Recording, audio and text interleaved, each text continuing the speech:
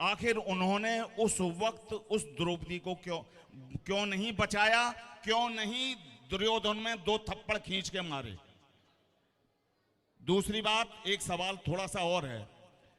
ऐसे ही रामायण काल में अहिल्या को गौतम ऋषि ने श्राप दिया, उसको पत्थर की शिला बना दिया, ऐसा कहते हैं। मैं ये जानना चाहता हूं उस बेचारी इसका अहिल्या का क्या अपराध था, और जिसने अपराध किया उसको क्या सजा मिली, क्यों नहीं उसको कड़ा पनिशमेंट मिला? मिला था। वो पनिशमेंट सफिशिएंट नहीं है, किसी की इज्जत से ज्यादा पनिशमेंट नहीं है वो। अब उत्तर दे दें हम? जी जी, जय श्री राधे। उत्तर तो सुन लीजिए, माइक लिए रहिए, उत्तर सुन लीजिए। गौतम ऋषि ने इंद्र को श्राप दिया कि तुम योनि लंपट हो, इसलिए तुम्हारे शरीर में 1000 योनियां हो जाएं। पूरे शरीर में इंद्र के योनियां ही योनियां हो गई थी। बाद में वही योनियां इंद्र की आंख बन गई, तो ये इंद्र का हो गया। चंद्रमा भी मोर वो बन के कुकड़ों को किए थे मुर्गा, तो उनको कलंकित कर दिया। तुम कलंक, आज भी काला धब्बा है चंद्रमा में। अहिल्या को श्राप क्यों दिया? अहिल्या को गौतम जी ने श्राप दिया। अहिल्या, गौतम जी जानते थे कि ये नारी गंगा की तरह पवित्र है, लेकिन गौतम ऋषि ही कहते कि तू पवित्र है, जमाना कैसे मानता? इसलिए पत्थर की बना दिया। जाओ, त्रेता युग में राम जी आएंगे, जब उनके चरणों की रज पड़ेगी तो तुम्हारा भी नाम 3 लोक को पवित्र करने वाला बन जाएगा। यदि ना श्राप देते तो आज अहिल्या को हम कैसे जानते? लेकिन अहिल्या का तो कोई दोष नहीं था, ऐसा क्यों?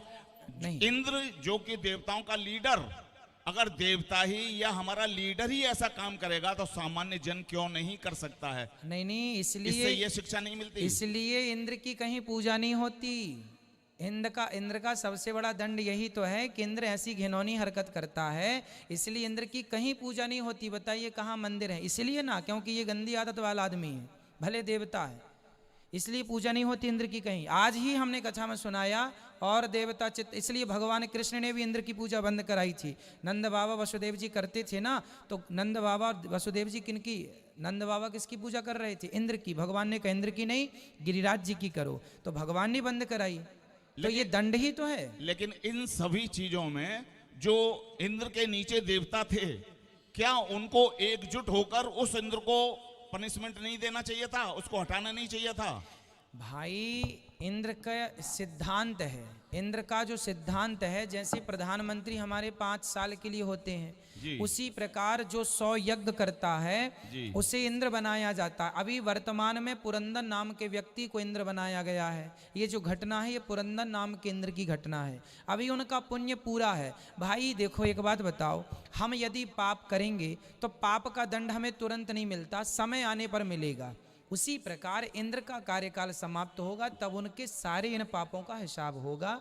चिंता ना करिए, आगामी मनवंतर में राजा बलि इंद्र बनेंगे। ये भी सब गद्दियां हैं, 100-100 साल के पद हैं। इंद्र कोई अमर नहीं है, इंद्र 100 साल के बाद बदल जाते हैं। ब्रह्मा भी 100 साल के बाद बदल जाते हैं, हम और आप भी 100 साल के बाद बदल जाते हैं।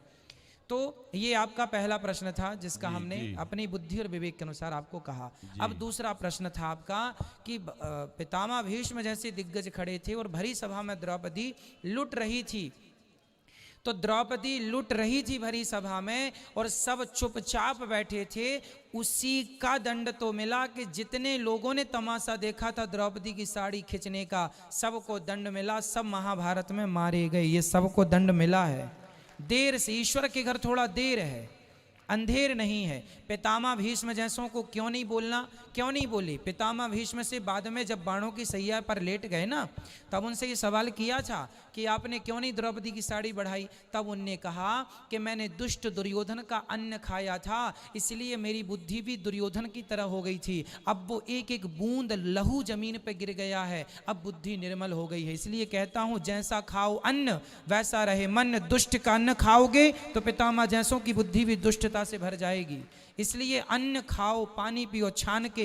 कहते हैं जैसा खाए अन्न वैसा रहे मन, जैसी राखे शुद्धि वैसी बने बुद्धि, और जैसा पिए पानी वैसी बोले वाणी। तो पितामह का पानी और दाना दुर्योधन का था, तो स्वाभाविक है जिसका खाएगा उसी की तो बजाएगा। तो पितामह जैसों की बुद्धि उस समय काम इसलिए न की क्योंकि वो अन्न उनका खाए, लेकिन गलत किया तो बाणों की सैया पे लेटना पड़ा पितामह जैसे दिग्गजों। सबसे ज्यादा दंड पितामह को ही मिला है, क्योंकि सबसे शक्तिशाली वही थे। क्षमा चाहता हूं मैं, आपकी बात कोई थोड़ा सा न विराम। और हाँ हाँ बताइए।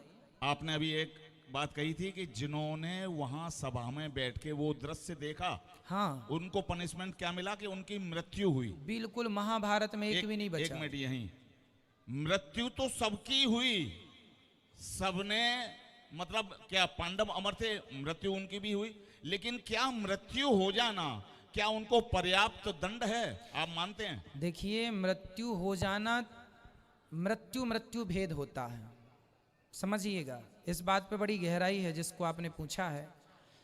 एक बार क्या हुआ, एक मुर्गा कुत्ते से बोला, मुर्गा कुत्ते से बोला, कुत्ते ने मुर्गे से कहा, अरे मुर्गा तू क्या सवेरे से कुकड़ू कू करता रहता है, सवेरे 8 बजते ही नाश्ते की प्लेट में आ जाएगा। कुत्ते ने मुर्गे से कहा कि तू सवेरे तो 8 बजे नाश्ते की प्लेट में आ जाएगा, बड़ा खुश है, कुकड़ू कू कर रहा, सबको जगा रहा, सोने क्यों नहीं देता।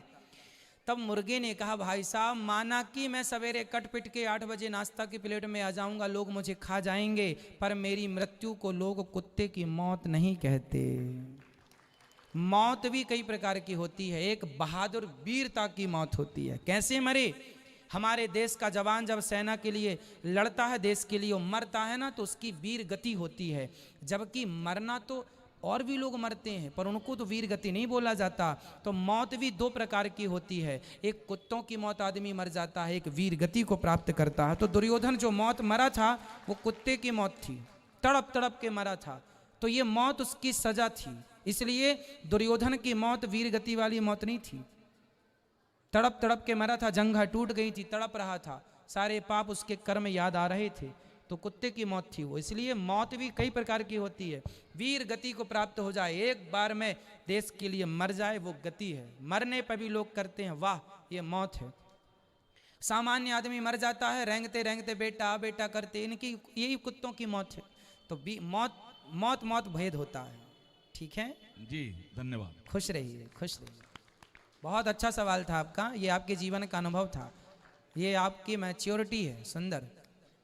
महाराज जी, मैं